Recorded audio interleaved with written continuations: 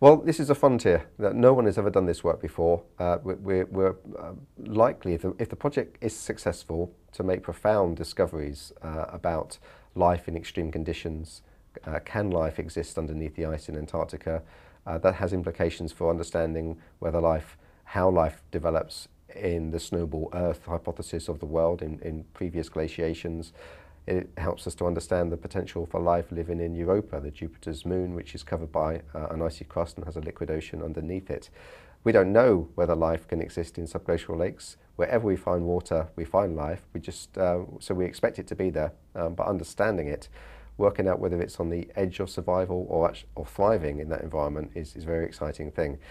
In addition, we need to understand about the history of the West Antarctic ice sheet. It has enough ice in it that if it melted, sea levels globally would go up by about 5 to 6 meters.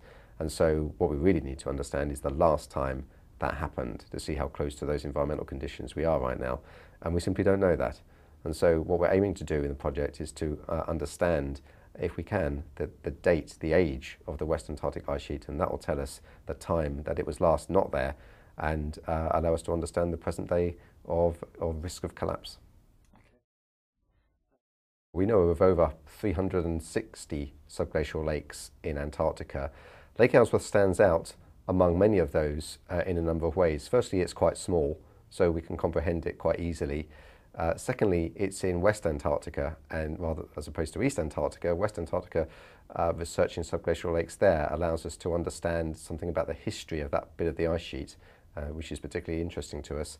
And thirdly, Lake Ellsworth is quite close to a logistical hub, which makes it relatively easy to get to. No place is easy to get to in Antarctica, but in the scheme of things, when you consider other subglacial lakes, it's quite easy to get to.